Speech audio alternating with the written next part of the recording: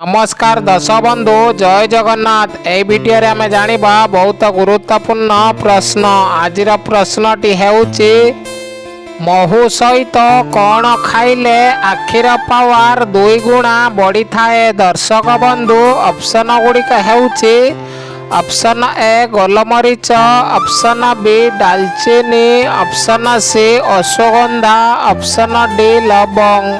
दर्शक बंधु आपण मानक दिया जाउछि 5 सेकेंड टाइम। आपण माने उत्तर जानिथिले कमेंट करंतु। समयटी आरंभ हेउछि एबेठू। दर्शक बंधु समयटी शेष होई सारिछि। एहार सठिक उत्तरटी हेउछि ऑप्शन सी अश्वगंधा। महू सहित अश्वगंधा खाइले आखिर पावर 2 गुणा बढ़ी थाए। चलंतु देखिबा आजिर परवर्ती प्रश्न। केउ पत्रर रस पीले डेंगू ज्वर ठीक हो जाए। दर्शक बंधु ऑप्शन गुड़िक हेउछि ऑप्शन ए बेलपत्र, ऑप्शन बी अमृतभंडा पत्र, ऑप्शन सी निंब पत्र, ऑप्शन डी पिजुली पत्र। समयटी आरंभ हेउछि एबेठू। दर्शक बंधु समयटी शेष हो सारिछि। एहार सठिक उत्तरटी हेउछि ऑप्शन बी अमृतभंडा पत्र। अमृतभंडा पत्रर रस पीले डेंगू ज्वर ठीक होइथाए। चलंतु देखिबा आजिर परवर्ती प्रश्न। भात खाइबा परे संगे संगे पानी पीले केउ रोग होइथाए। दर्शक बंधु ऑप्शन गुड़िक हेउछि ऑप्शन ए गैस समस्या, ऑप्शन बी हईजा रोग, ऑप्शन सी मधुमेह रोग, ऑप्शन डी अर्श रोग। समयटी आरंभ हेउछि एबेठू। दर्शक बंधु समयटी शेष हो सारिछि। एहार सठिक उत्तरटी हेउछि ऑप्शन ए गैस समस्या।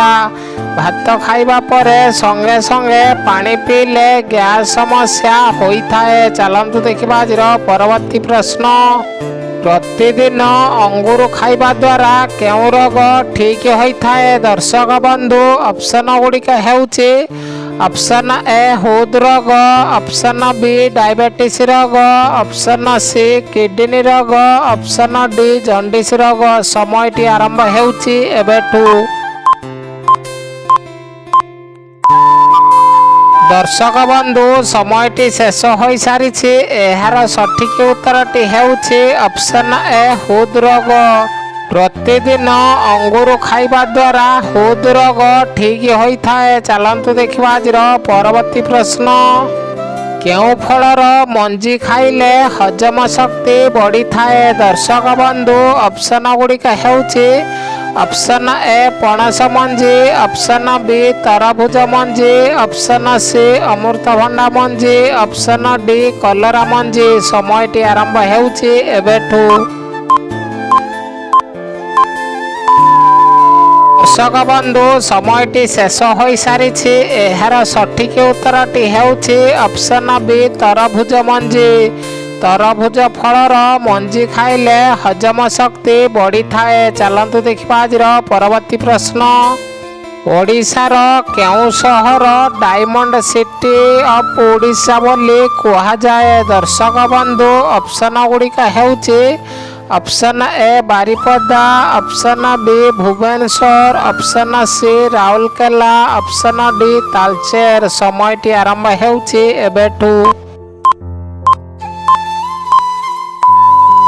दर्शक बंधु समयटी शेष हो सारिछि। एहार सठिक उत्तर देखिबा आगरु भिडियोटी को लाइक कर दियंतु। आम चैनल नुआ थिले चैनल को सब्सक्राइब करी ऑल नोटिफिकेशन पांतु। एहार सठिक उत्तरटी हेउछि ऑप्शन डी तालचेर। ओडिशार तालचेर सहर डायमंड सिटी ऑफ ओडिशा बोली कहा जाए। चलंतु देखिबा आजिर परवर्ती प्रश्न। तुलसी पत्र सहित कौन खाइले ठंडा व सर्दी खूब शीघ्र भल हो जाए। दर्शक बंधु ऑप्शन गुड़िक हेउछि ऑप्शन ए महू, ऑप्शन बी गुड़, ऑप्शन सी गोलमरीच, ऑप्शन डी लूण। समयटी आरंभ हेउछि एबेठू। ଜଗବନ୍ଧୁ ସମୟଟି ଶେଷ ହୋଇସାରିଛି।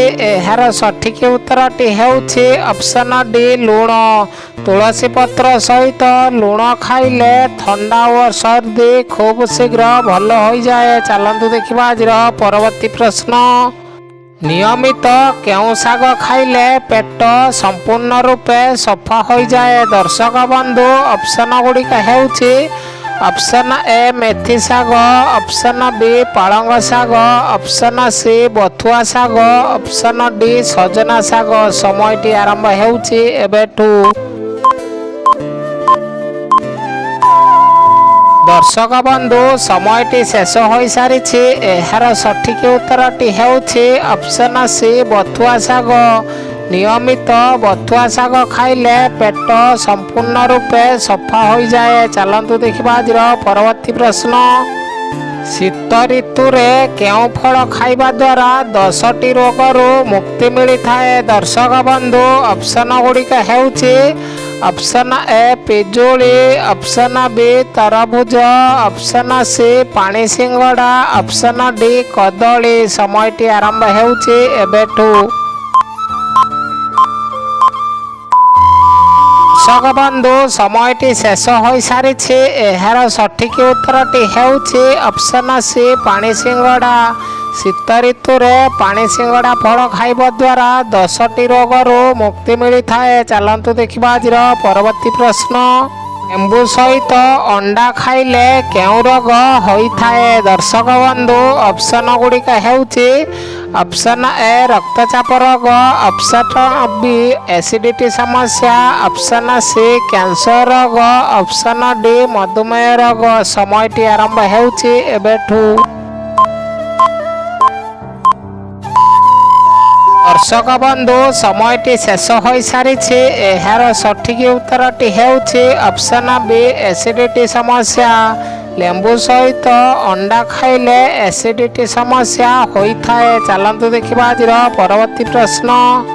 କେଉଁ ପତ୍ର ଖାଇବା ଦ୍ୱାରା ଶାରୀରିକ ସମ୍ପର୍କର ଶକ୍ତି 10 ଗୁଣା ବଢ଼ିଥାଏ? ଦର୍ଶକ ବନ୍ଧୁ ଅପସନ୍ ଗୁଡ଼ିକ ହେଉଛି ଅପସନ୍ ଏ ପାନପତ୍ର, ଅପସନ୍ ବି ତୁଳସୀ ପତ୍ର, ଅପସନ୍ ସି ନିମ୍ବ ପତ୍ର, ଅପସନ୍ ଡି ତେନ୍ତୁଳି ପତ୍ର। ସମୟଟି ଆରମ୍ଭ ହେଉଛି ଏବେଠୁ। ଦର୍ଶକ ବନ୍ଧୁ ସମୟଟି ଶେଷ ହୋଇସାରିଛି।